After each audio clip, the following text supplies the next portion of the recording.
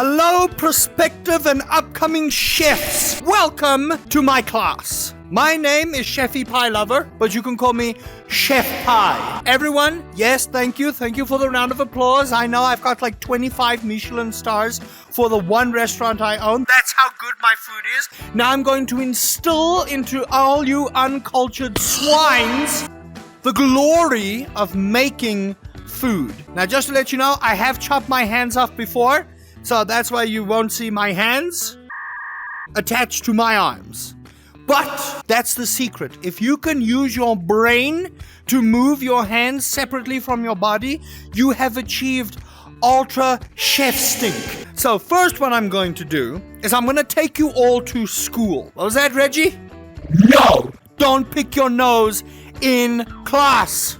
How many times do I have to tell you that? I'm going to chop your hand off. Today, I'm going to show you how to use a knife because some of you nerds have no idea how to use a knife. Yeah, I know you watching this from wherever you're watching it, you don't know how to use a knife. So first, you're going to grab your knife. Look at that. This is sharp. Remember that this knife over here is ridiculously sharp. Do not cut yourself. You see that thumb right over there? That thumb? Do not cut that thumb off. That thumb will make sure that you can thumbs up to the chef when your food is ready. Who didn't fix the washer? Now, what you're going to do is you're going to grab your bread, all right? This can be any bread. This can be rye. This can be white. This can be brown. This can be toast. This can be hurtful. This can be purple. This can be anything you like. I want you all to pay close attention to the precision of how I cut this bread, all right? And then I want you all to try. Let me know how your bread goes. You're going to take it like this. And you're going to cut a beautiful slice. Look at that. One beautiful, delicious slice. I'm going to put the knife down so you can prepare yourself. Look at how gorgeous that is cut. I want you to cut your bread as if it's the last bread you will cut. And then gently plate it. Magnificent. We're going to take our second piece of bread. Look at the texture of it. Look at the holes. Perfectly baked bread. Oh, that's been out for a while. Okay. Plate that. Grab your knife again. And after you've sniffed the bread, sniff your knife. Ah. Smells like murder. And then the perfect slice. Slice it a little bit thicker this time, so you can see the girth. Look at that girth. It's majestic. I shouldn't be waving this knife around. You are correct, Susie. But who's the chef here? Who has 27 Michelin stars? That's what I thought. Plate your bread. Look at that. Oh, beautiful. And now, we're going to cut this one in half. Put that big old chunk there. Look at this. Look at this magnificent piece of bread. Like the first bread that was ever baked. Smells like victory. And is that mold? Well done, everyone. How did your bread go? You ate the bread. Did I give you permission to eat the bread? My therapist said I should work on my anger issues. Was the bread at least delicious, Reginald? Susie, don't interrupt. I want to know what Reginald thought of the glorious bread. I'm glad you enjoyed the bread, but next time, mind your own business. Hold on. We're not going to take that piece of bread. Reginald! Behave yourself. Now that you all know how to cut bread into perfection, we're going to move over to the next part of school. Are you ready, class? I can't hear you. No, we're not talking about someone who lived in a pineapple under the sea. It was Patrick. Sometimes you will have to do the grunt work of being a chef. And that means stocking and rearranging your shelves, all right? No, Tetris skills will not help you here. I know what you're thinking. All those years of playing Tetris? No, because Tetris are blocks. These have shapes. You get circles, you get squares, you even get ovals, you get obtuse angles here. We need a plate from the stack. So we're going to take a plate. Right here. Look at that.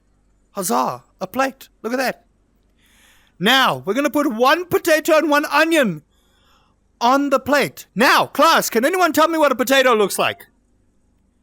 No, Harold, you are not a potato. I know you may look like one and feel like one, but you're not. That's an insult to the potato. That right there is a potato. So we're going to grab a potato. Look at that. The magnificent spud, the greatest vegetable in all of vegetable kingdom. Now, can someone tell me what an onion looks like? Yes, Barney. Shrek is made of layers. Ogres have layers. Onions have layers. But which of these over here is an onion? Hold on. What does the onion look like? Don't question me. I'm the chef here. Who color-coded this? I know what onions look like. But none of these look like onions. That's an apple. Oh, that was an onion. We've put an onion and a potato in the plate. Can you all observe the magnificence of this potato and this onion? It's Shrek and Shrek in an alternate timeline. Yes? You're with me, class? Good. 5 points to Gryffindor. Open the fridge and put salmon on the piece of plate. Now, sometimes you're going to have to go to the fridge. As we all do midnight snacking, which is bad for your health, we need to go to the fridge. So, grab the fridge door, try not to stand right on top of it, and grab a piece of salmon. The meat might all look the same, so you're gonna have to judge for yourself what salmon looks like. But right there, as a master chef with 27 Michelin stars, I somehow don't know what salmon looks like. Give me a moment, class. This is very stressful in case you haven't noticed. After you have found the fish you need, that did not take me forever. I don't want to hear any of your sass. I'm the 42-star Michelin chef here, not you. After you're done, don't be cave people. Close the fridge. Everything in there is expensive. Next, everyone, you need to learn how to operate the grill. How many of you have operated a grill before? That's what I thought. None of you. You're all pathetic. First things first, we're going to make sure we grab that spatula. Now, using your mind, I know that's difficult for most of us, including me, but using your mind, you're going to make sure you grab your spatula. With your other hand, make sure you have your grabbable tool with you. Is everyone with me? If you're not with me, I do not explain twice. Learn the first time. Now, turn on the grill. Look at the gorgeous heat radiating off that. Smells like fire! You're going to take your spatula. You're going to slide that steak out. And you're going to flip it. Slide. And look at that. Grilled to perfection. Grilled to absolute perfection. I don't want that to stay there for very long. All right? I don't want that to stay there very long. So we're going to take this. And I'm just going to put the steak over there. We're not here to discuss health and safety, okay? Let that rest. The most important part of any steak cooking phenomenon is letting your steak rest. If you cut it too early, it's going to be gross. Much like how your parents made you, your father was a little early and they didn't wear a jacket. That's what happens to your meat, okay? You can toss your tool. Oh, that was almost good. Seasoning, something that most of us don't do because salt will kill you. We need some salt in our lives. If you really want an overdose of sodium, go play Dota or League of Legends or come into my kitchen and upset me. I guarantee you'll see some salt flying at you. Don't sass me, Robert. I will fail you. And then you could go home to your mother and make toasted sandwiches because that's all you're good for. We need 5 grams of salt, 3 grams of thyme, and 10 milliliters of clarified butter to season our trout. So we're first going to work with this lovely, beautiful piece of fish. And I want you guys to inspect this fish. Grab your fish, hold it up to your face, look at it. It's still moving. That's deeply concerning. But with the power of the mind, just kiss the little fish and say, thank you, fish, for graciously giving us your beautifulness to eat. Grab your salt. Now we only need 5 milligrams of salt.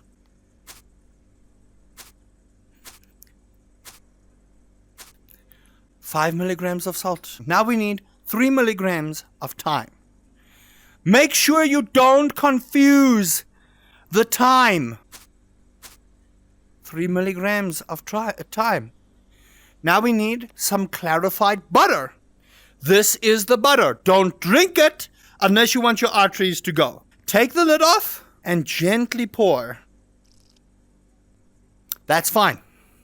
Little bit more butter is always good for you. Maybe not so much for your heart, but that's fine. All right, now onto the pork shoulder.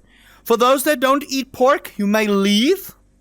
For those that do eat pork, look at this magnificent pork shoulder.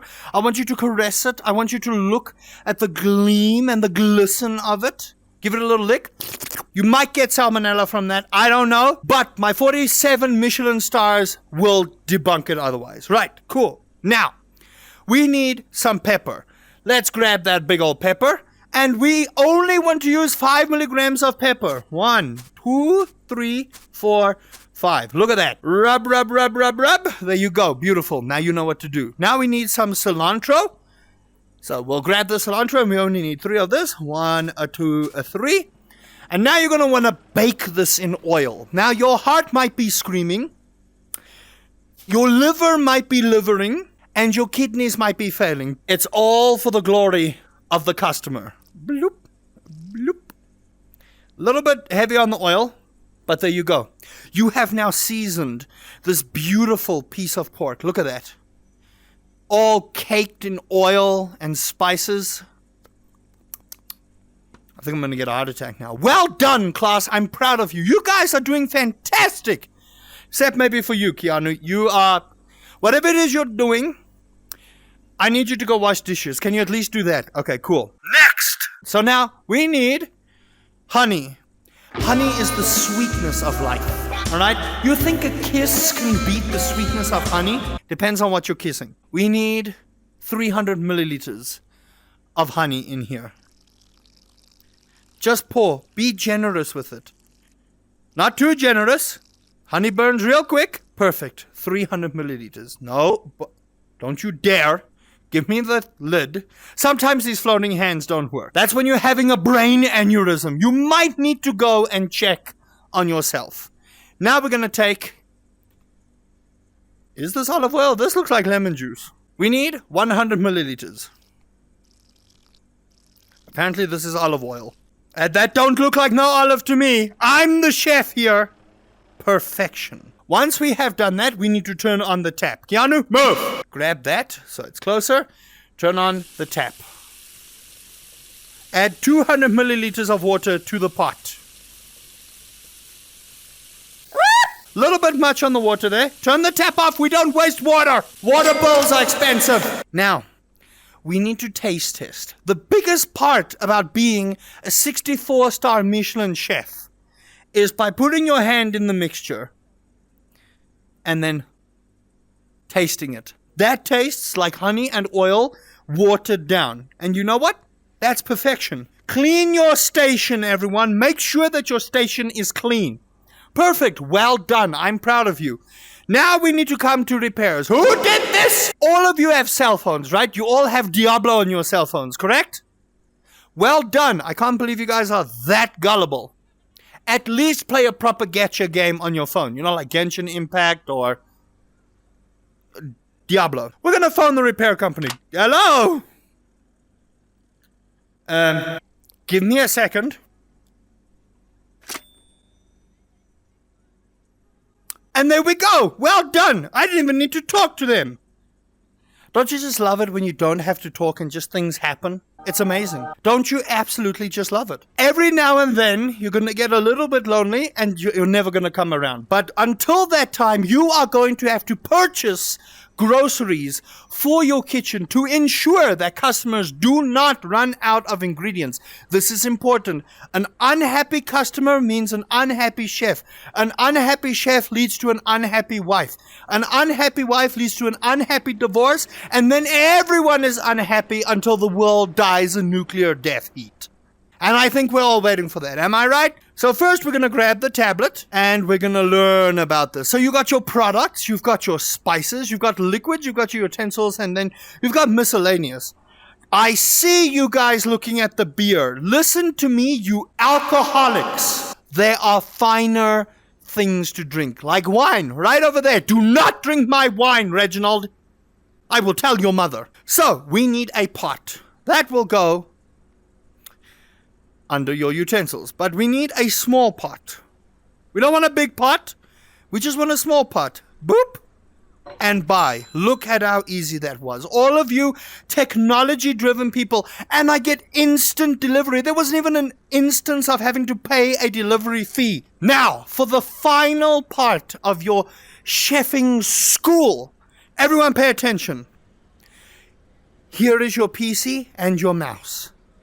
Here you are going to learn everything about your restaurant. The name of your restaurant, the food you make, the rats in your basement. I nearly fell over. That's how passionate I am. You need to be passionate about making food. You see this mouse? This mouse is more than a mouse. Well done. Now I've called you all in here into my cellar, where we stock everything, to tell you that I am immensely proud of what you have learned today. And if you would like to learn more, let me know. I also have this available in a video format for you. You can go over to my channel and subscribe. And if you haven't, Reginald, I would highly suggest you do. And until next time, don't cut your thumbs off. That doesn't seem to be working. So let's go the IT guy. We are looking for Harold Alexander, apparently. So that was the ghost's name. Now, your tools, prospective ghost